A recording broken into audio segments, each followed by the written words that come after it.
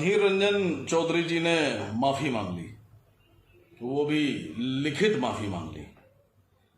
कह रहे हैं कि स्लिप ऑफ टंग, जबान फिसल गई, झूठ बोल रहे हैं, जानबूझकर यह बयान दिया गया। मेरी बात से बहुत से कांग्रेसी भी सहमत होंगे, वो भी जानते हैं कि जानबूझ के बयान दिया गया, कोई स्लिप ऑफ टंग नहीं है। मैं आप तमाम देश के लोगों को एक घटनाक्रम की तरफ ले जाना चाहता हूं।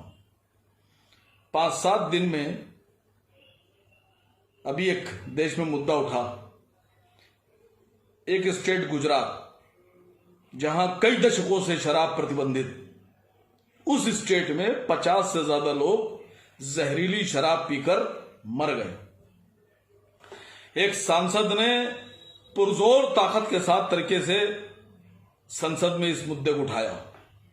सरकार सवालों से घिर गई, ना सेंट्रल गवर्नमेंट के पास जवाब, ना स्टेट गवर्नमेंट के पास जवाब।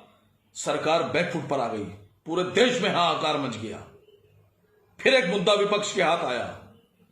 सरकार की एक ताकतवर मंत्री, उनकी बेटी पर विपक्ष ने आरोप लगाया कि वो गोवा में एक रेस्टोरेंट चलाती हैं, उसमें क्या बनाती हैं, क्या बेचती हैं, क्या खिलाती हैं। मंत्री जी के पास भी जवाब नहीं, मंत्री जी भी बैकफुट पर, कोई जवाब नहीं सरकार के पास। सरकार घिर गई, सरकार बैकफुट पर। विपक्ष कहने लगा सरकार माफी मांगे। फिर विपक्ष ने एक मुद्दा उठाया, महंगाई का। विपक्ष महंगाई पर बहस चाहती थी, सरकार बहस नहीं चाहती थी। विपक्ष सरकार को घेरे हुए थी, सरकार बैकफुट पर थी। तभी अधीर रंजन चौधरी साहब का स्लिप ऑफ टंग होता है। क्या होता है? Slip of tongue. और एकदम से घटनाक्रम बदल गया। जो सरकार की मंत्री जी बैकफुट पर थी, वो एकदम से हावी हो गई। सरकार फ्रंट फुट पर आ गई, विपक्ष के नेता बैकफुट पर। पहले विपक्ष सरकार से कह रहा था माफी मांगो, अब सरकार विपक्ष से कह रही है तुम माफी मांगो देश से। अधीर रंजन चौधरी कह रहे हैं slip of tongue. Adhir Ranjan जी, किसके कहने पर आपने बयान दिया है, ये पूरा देश जानता है।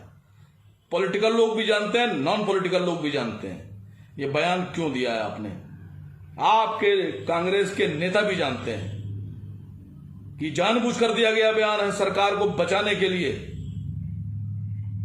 मेरी बात से कांग्रेस के तमाम लीडरान सहमत होंगे, भले ही वो मुंह से कुछ ना बोल पाए, लेकिन सच्चाई यही है।